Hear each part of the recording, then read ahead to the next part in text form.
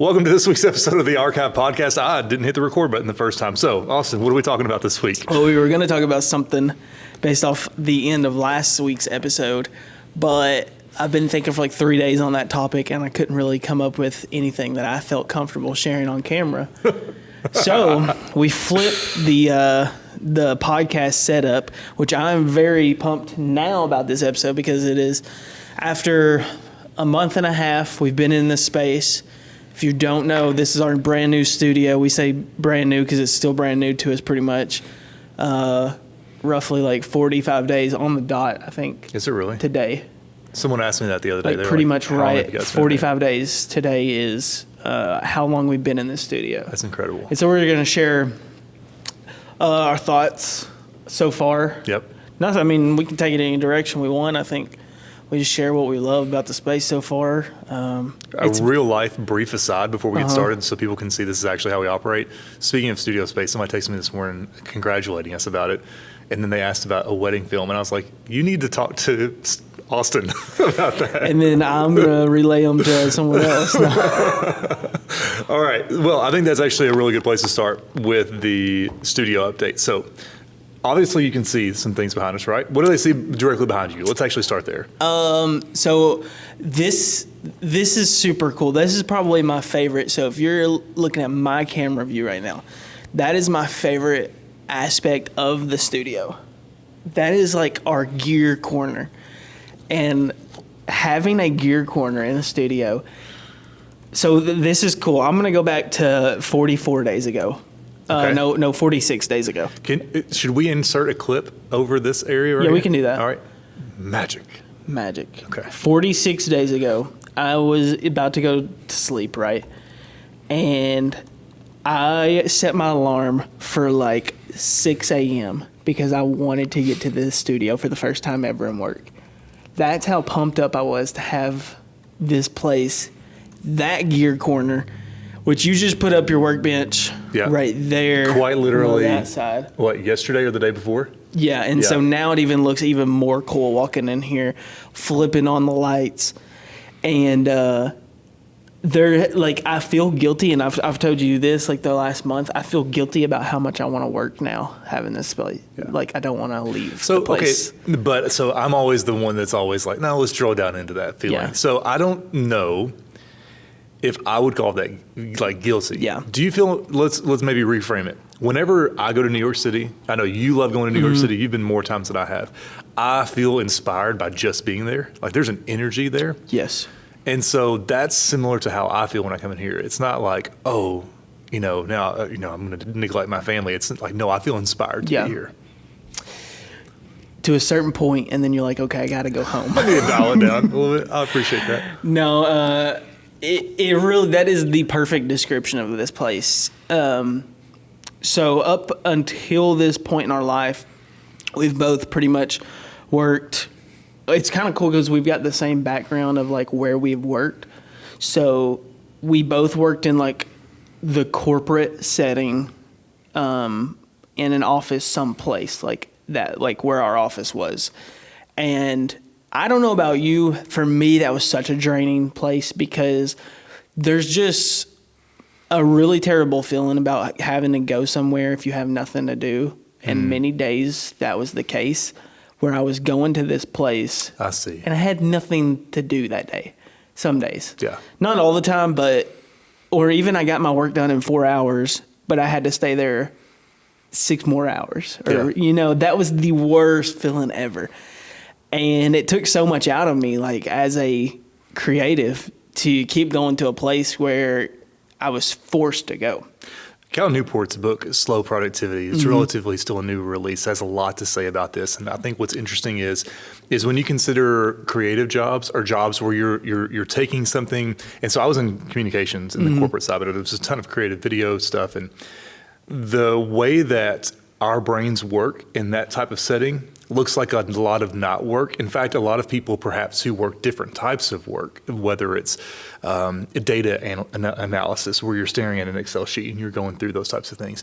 You compare that to a creative job or even a manual labor job to a creative job, and then you're all of a sudden you're looking at the creative guy and you're like, man, you're not even doing anything. Correct. And Cal Newport's really quick to point out that a lot of academia actually also has this phenomenon occur where it's like, okay, going on a walk is work. And that sounds like, if you've not been in like our field before, that sounds like a justification for like being lazy, but it's not. And the way he points out, because it's data, right? He's like talking through the data and the theories, is that your brain, your subconscious brain, is actually able to process all of these really complex connections that need to be made that you can't do when you're sitting down and just doing this at a computer. Yes. And so a lot of the work that we do, you have to have that space for what looks like non-work. Yeah. And sometimes the corporate setting is not exactly conducive to that because they fit and they have to. They have to. Yeah. Or at least a lot of places think they have to fit everyone to this very specific, you come in at this time, you leave at this time. And I think, and this is just my opinion, so I might be way off here, I think that model will change in the next 10 years and it will be forced to, because the stay at home, like the work from home movement isn't going anywhere. In fact, some of the data that's coming out now is showing that especially hybrid models are working really, really well for a lot of jobs, not all jobs, but for a lot. 100%. Sorry, man. I just like went there. No, that was. I love this conversation. That was perfect. And since COVID, we've worked in our homes, and I love that word you used at the very end, like the hybrid. That what this place has done has unlocked such a new just category of my mind that I did not know was there. Tell me more about that. Having the hybrid like workplace, like I can work from my home whenever I'd like, but then I can also have this place where I know when I walk into these doors, dude, it is like a switch of creativity that I have never had before. And I don't know what it is. I don't know if it's just a place where I'm not. So what we've done with this place, I think, is we've designed it where we walk into this place and we think about nothing else other than creativity. So I don't walk into the studio thinking about the bills I have to pay at home.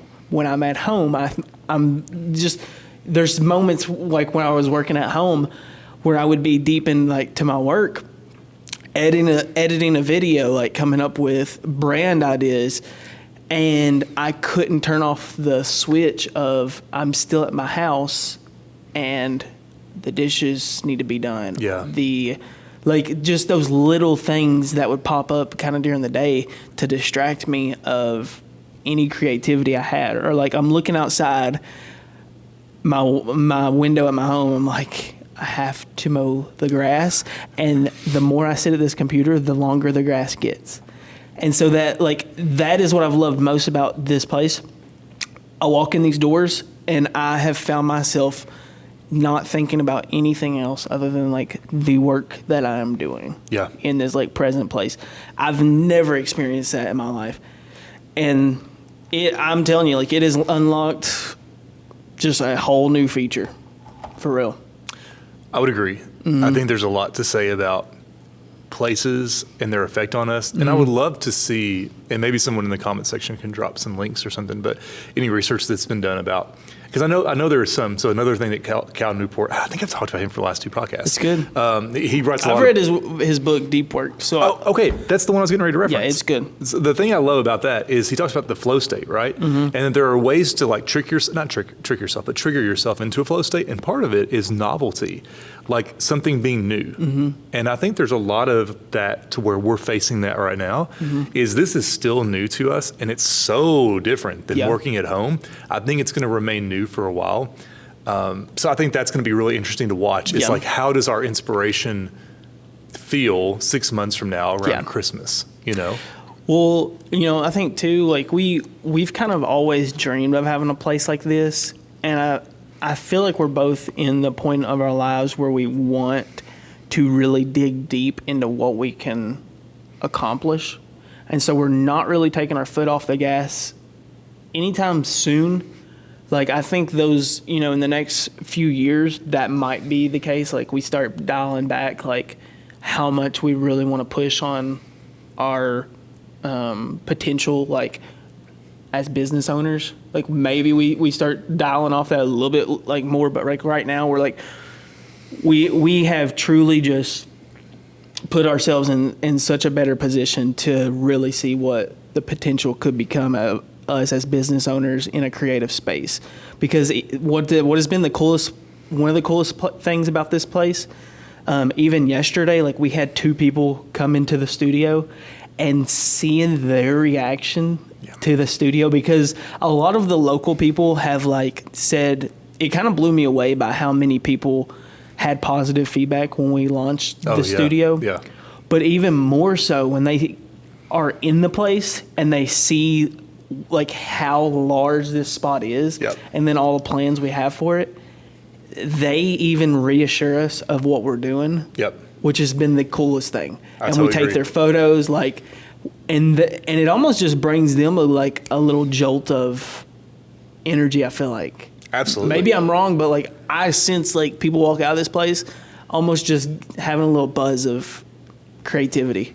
Well, so I'm a firm believer in creativity is very much like a fire, right? Like, you have to tend to the fire. In fact, I find a lot of times, especially earlier in my creative journey, I would get burnt out, and it's because I hadn't learned to tend the fire yet. Yeah. And that's a process. It's like anybody that's ever been, like, into smoking meat, right? Like, I learned on a stick burner, so I was like, chopping the wood, splitting the wood, burning it, and, like, you have to learn how to, like, to tend to the coals. I think a lot of that's the same with creativity. And because it's a fire, that means it can spread. And so I think you spark other people when you're doing something creative, because you're bringing chaos into order. Yeah. It's the whole point of creativity, is you're taking, again, going back to what I was talking about a moment ago, all these connections that shouldn't look like they go together, and you're synthesizing that. That's why no one's creativity ever looks the same. Right. Because the way that we make connections between these different areas, none of our brains are the same, so our connections aren't the same between those things. Yeah. Yep. So let's talk a little bit more about the studio. So we got the workbenches. That's like a gear kind of area. What are people seeing right here to my left? So the way we've set up the studio so far, and I have a feeling that everything's going to change at some point. Like, I'm just waiting on it. I feel like we're going to laugh one day at how we have this place set up. And we'll reference this clip right here. Yeah. And we're going to be like, what were we thinking? But right now, we have our desk beside the windows, which has been huge for both of us, I feel like. Like, we both just kind of never had that ambience of normalcy, like, happening outside the windows. And it's kind of distracting at points, but it's almost like the perfect amount of distraction sometimes, like when we're like, it's just a little visual ambience. Yeah. And so that's been super cool, like working by the windows. And then this thing I don't love about this studio right now, it's still just so large and open, and like we could run sprints in here. Yeah. And have so much room. Well, because it's roughly 1,700 plus square feet. Which we did not realize. We did not. In the first episode of this podcast, we were like, we got 1,000 square feet. 1,000 square feet. No, it's actually like double that. Dude, this is the 1 3/4 times what our first house was. Okay, so I think about this space. Now, you're good at your visionary ability to say, bro, we need to order a couch. Yeah. And I'm like, do we need to order a couch? And then when we had those people in here yesterday, there was nowhere for them to sit. And it's just awkward. It's super awkward. Yeah. I brought out the tiny plastic chair from the storage room. Because we want to build a place that people want to like spend time. Yeah. Not to the point where it's like, hey, you need to leave, but like, they want to just kind of chill and hear the vision, and nobody wants to like stand and like have these conversations. So obviously I think a real easy spot is like over here, kind of back in that nook there. Yeah. But I think even going forward, so you've kind of talked about what we've got so far. We've got the roll down, paper backdrop there. That's not super exciting, but it's there. The thing I think about moving forward is making this place more welcoming to those people who are not us. So we've got our stages set up, right? Like our workplaces. Yes. But when I think about, okay, what is the client experience when they come in here? And, we went into a studio the other day when we were down in Campbellsville, and there was a mirror on the wall that had like a light around it. There was a reference mirror before going on screen. Yes. Things like that. Yeah. Like, I think we have a lot of room to grow over time. And this podcast is cool because this is probably one of the last episodes before we start housing our clients in here. Yeah. Pretty much up to this point, we've been building the studio out, and like we've got a few more minor things we've got to do before we have clients in here in the next month. But we've got like 4 different clients lined up here in the next like month that we're going to start producing content for in this place. And this is cool because I don't think we really intended on that from the get-go. Like, you remember our initial thing was we wanted this place to be a place where people would rent out. It's kind of interesting to see only like 2 months later, like what it is now. Yeah. And I don't think it's that as much now. I don't think so now either. that we've had some time, I think we're just going to be the place where like production happens and we're the ones producing it. Yeah. And I don't know. That's just that's super exciting for me, though. Well, and I think so. We've had this conversation too. Part of it is like, okay, how, and this is a tension, right? So this isn't exactly along the lines of what we're talking about, but I think it's a good bridge. How do you build a creative community, right? And also at the same time put a fence around that a little bit. Yes. Because I think the one thing that I've come to terms with is, this is going to sound really arrogant, but I just have to say, I'm sure I agree because I think I know what you're about to say. like, I do not have time. And that's on purpose. Correct. So I don't have time for things that don't require specifically my attention. Yes. And the more time I spend around like business owners who are our age, or those who are in like the leadership sections of their field, I hear the same thing. Yes. And I think part of it is because we have scarcity built into our lives. You referenced it in the last episode. Having kids does that. Having been married or being in a relationship with a partner changes that. I think a lot of that also is like, I'm building out fences around even my personal time. Because here's the thing I know from previous seasons of my life. If I don't build fences around and say, no, I can't help with that, I will burn myself out trying to keep someone else on fire. Yes. And that's just not a price I can pay. Yeah. And I believe that the place we've already begun to create is that perfect fence in here, kind of. Like, I feel when I've came to work in the studio day to day, like, I truly believe like this place is almost at that boundary too, where the things I would have allowed to kind of like sway me throughout the day, like I was saying, like even just mentally, like the thoughts, like the distractions mentally you might have, like I feel like I've completely put a guardrail up in some of those aspects as well. That is such an interesting thing that you said. I did not realize. So the girls just went back to school last week. So this is my first full week of being able to fully focus on work since May. And now having the studio on top of that, man, it is like if I know that if I were tracking my productivity from April, May of last year, comparing it to August, September of what's going to be this year, it's already off the charts. And here's the thing I like about it. It delineates, there's a very clear delineation between home life and work life. Yeah. I have the ability to work from home much. if I need to. If one of the girls is sick, it's fine. Yeah. It's fine. But man alive, like I come in here and like you told one of our guests yesterday, dude, there are some days we come in here, we don't even talk to each other. Yeah. And I love that. Yeah. I mean, I like talking to you. Don't get me We've just got this like shared vision that we've got to get done what we've got to get done. And some days, like, we have what we need done, and we can just brainstorm crazy ideas that have happened and that we've already like seen those visions start to come to life, right? And then there's some days like we just have this shared partnership where we're like, hey, we gotta get what we gotta get done. No talking, like put your head down. Like there'll Yeah. be times like for hours we won't even say a word to each other, and then when we both just kind of like take a break and we're like and we're exhausted from Yeah. what we've been doing. But it is like no kidding, the productivity is. I wish I like had a chart of before and after the studio, because I would say the numbers of productivity are literally off the chart for myself. Yeah. So here would be the next question I would kind of throw out there for our consideration, since we're the only two sitting in here, is when you consider.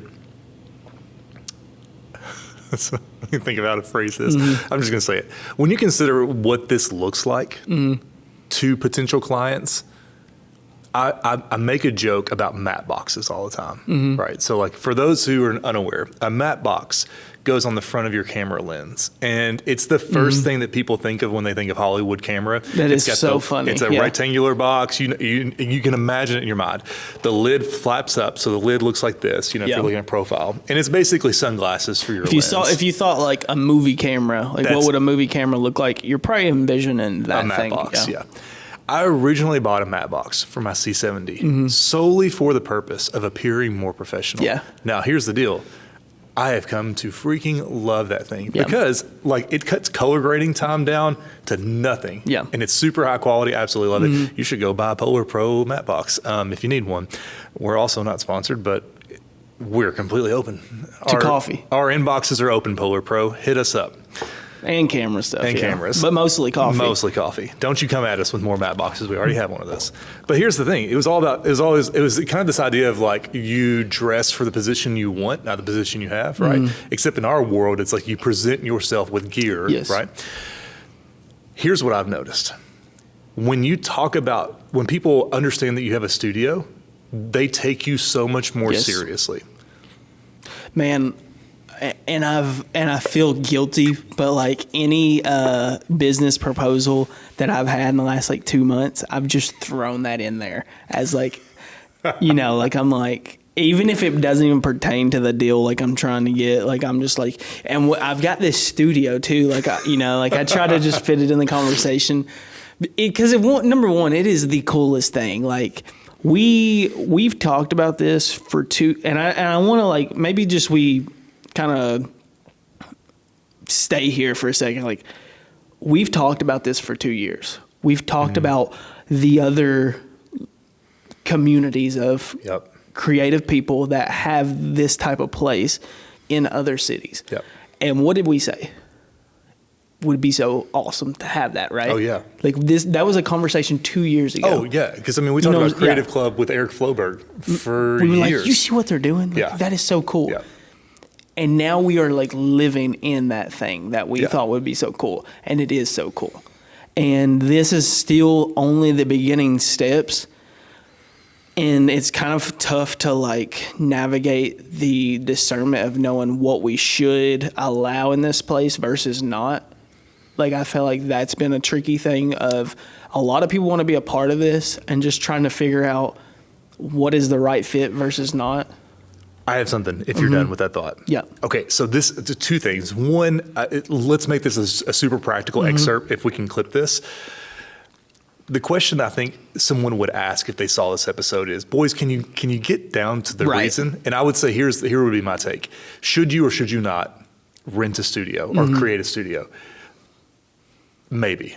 It depends. And what I would say it would depend on is I'm glad I didn't do this at any earlier in my career. 100%. I have always had a philosophy of experimentation. Everything's figure outable. However, this is a bigger commitment because we talk to our landowners who are awesome, Yes. by the way. And like, we just explained to them, we were straight up with them. This is an experiment. We want to try this for a year, make sure this works. And they were so helpful with the entire thing and have been down for everything we've asked. Yes. And so in our case, the answer was yes. It was time. Had you talked to me 12 months ago? Nah, definitely not. The second thing, though, going back to your other thing that you just said about, like, how do you align? Man, we spent the last 2 years getting to know each other. Yeah. Seeing if our creative our Right. visions align. Man, heck, building trust between the two of us. Right. I think that would be the next part that would be the hardest of building the studio out anymore, is like bringing someone into your personal workspace. Yep. I don't know, man. That is a big question. It is, and I think it goes back to like where we once were. Like, we once had a really tough time accomplishing the things we needed to in the place we were.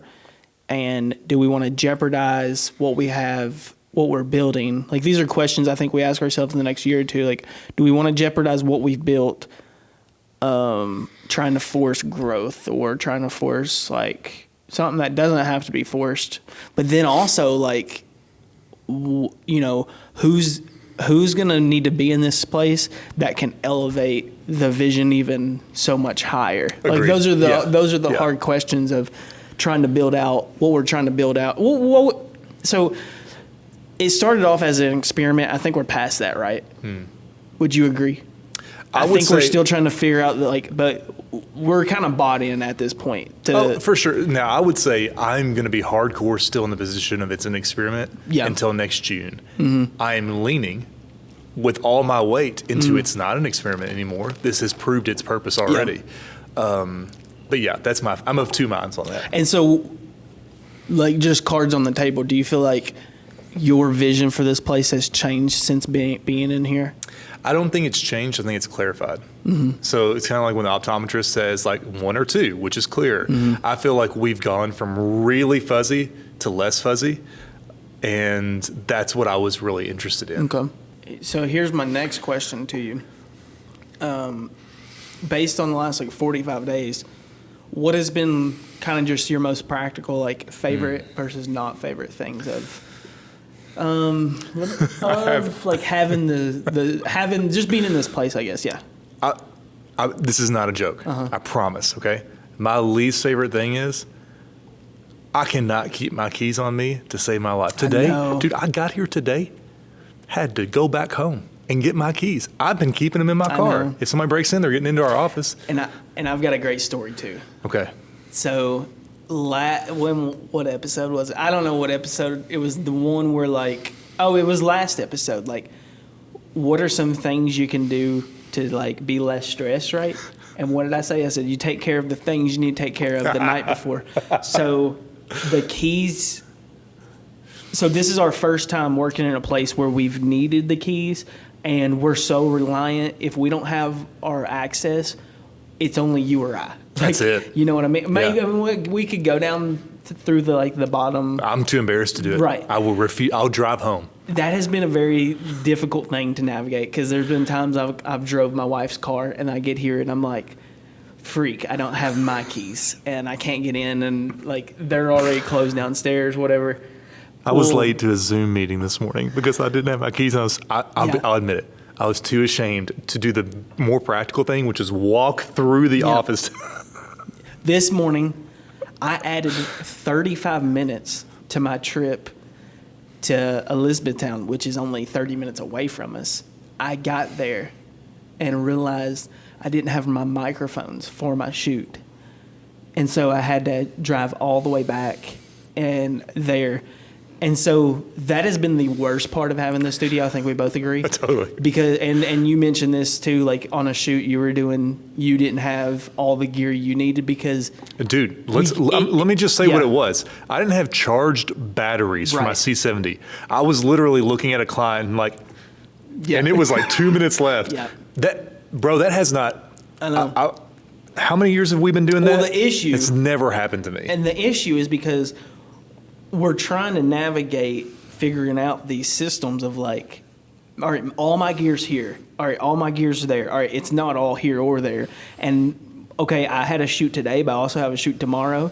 When does these things get charged, and when do I pick them up from the charger? Yep. And, we're 15 minutes away approximately from this studio. I'm exactly 10 minutes from my house. So I'm probably about 15, you're 10. So, So here's my thing, right? Okay. Trying to figure that out has been the worst. I was when you got the tool bench over there, I was I don't need one. And then I realized, I need a place to put my charge, because I have an entire charging station at the house. And I was like, screw it. I'm messing around, and the messing around is what's putting me in danger. So I messaged you, it's like, where did you get that? Went to Menards, picked it up, assembled it that day, and literally had everything else already in my car because I could no longer be between two places. Just couldn't do it. And it's ironic. That's actually also my favorite part. It's like the worst part is also my favorite part. Yeah. Because I've been so much more organized. But then when you're like, it's kind of figuring out like the new thing now. That's all it is, man. It's an experiment. It's like it's an experiment of like, all right, I got to figure out where stuff is when I need it. Yeah. But also like, oh my gosh, the organization I've had.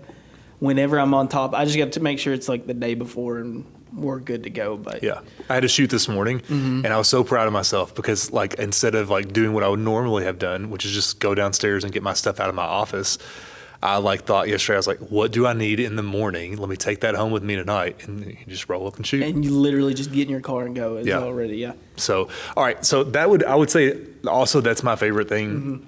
The other part of it being my favorite thing is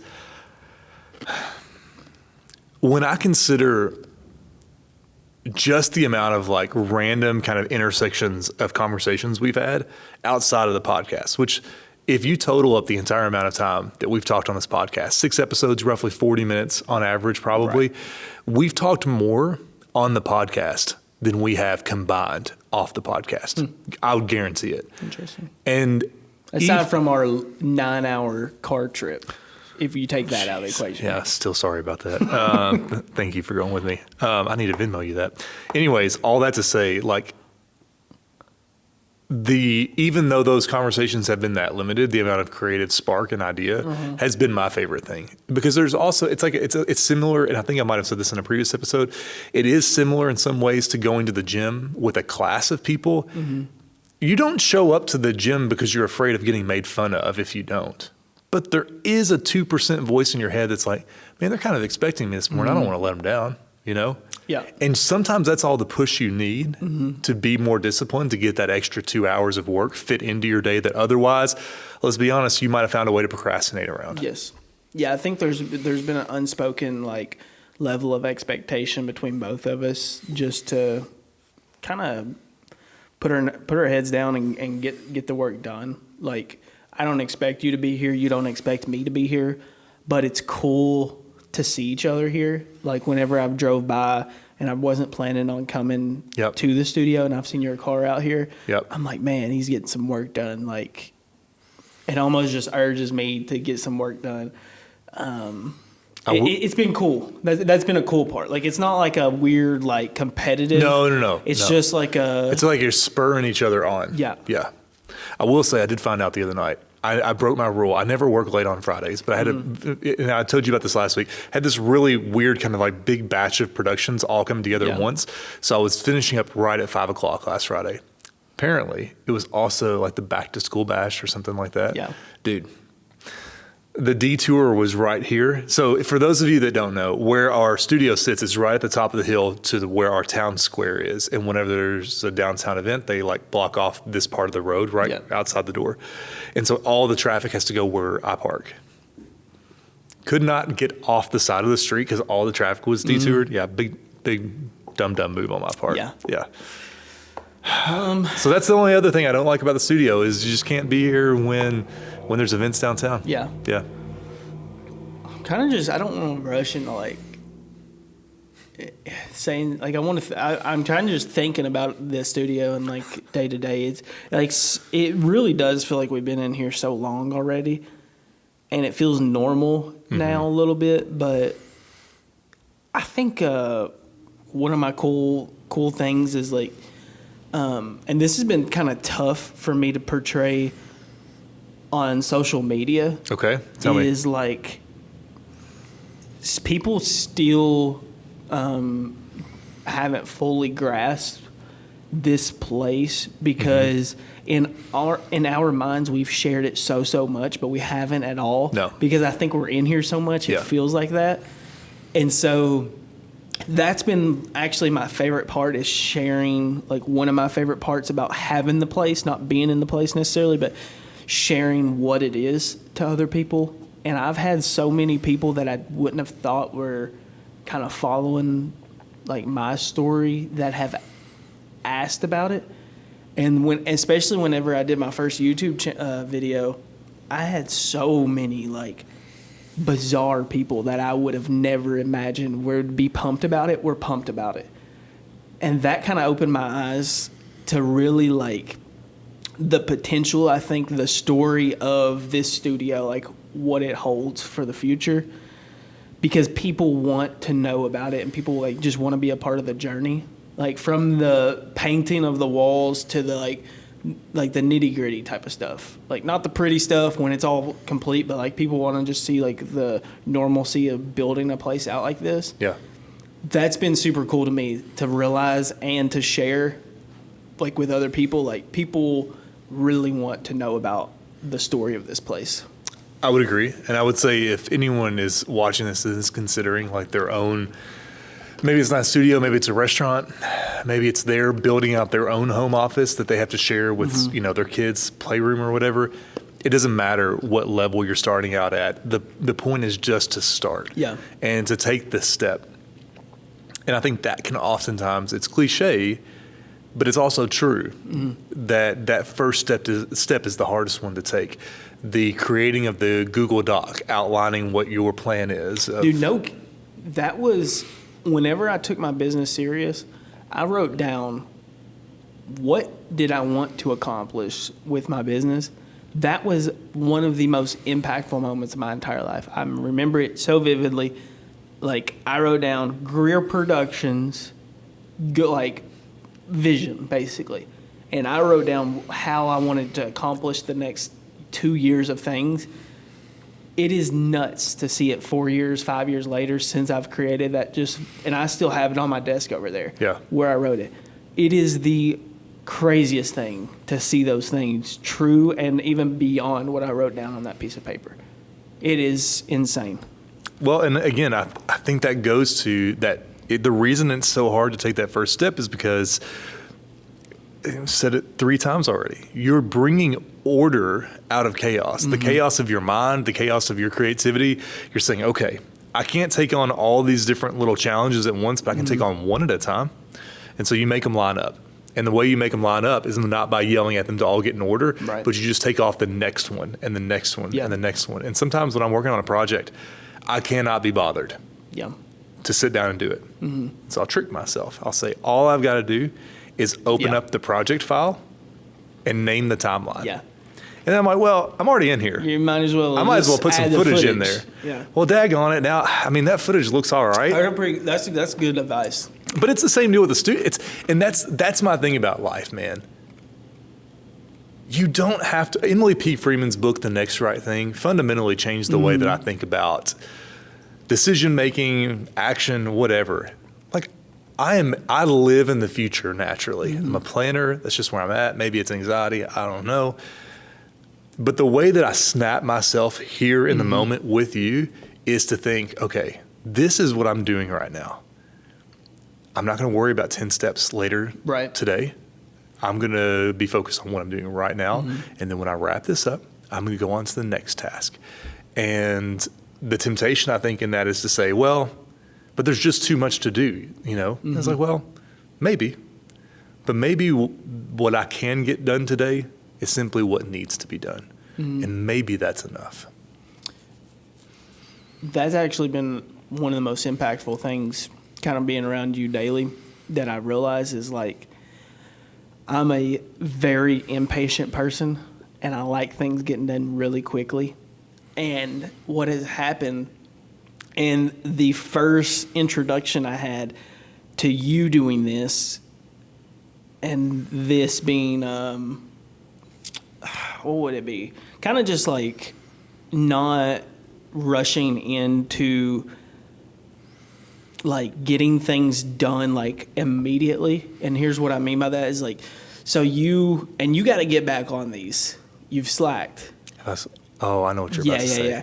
So you've slacked. Dang it, Scuba Steve. Dude, you were doing them like daily, right? That was Like, not me farting, by the way. It's me scooting on here. I'm just going to say it because the people heard it, okay? The that was people the heard first it. time I've heard it. You mentioned it last episode. I didn't. I'm hear very it. self-conscious about it. I don't want the people thinking I'm just rude over here, okay? So- Go back to the public shaming. You post these daily. What would you call them?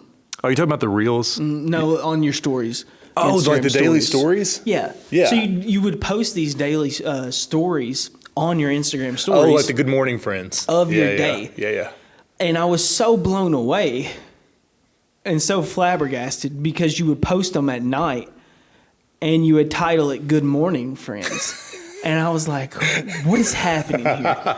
I was like, he's tricking us. He's like, it's not morning time. It's 9 p.m. It's It says it 10 was p.m. posted 3 minutes And ago. He was posted 3 minutes ago. He says, Good Morning Friends. And I hope I portray this in the right way.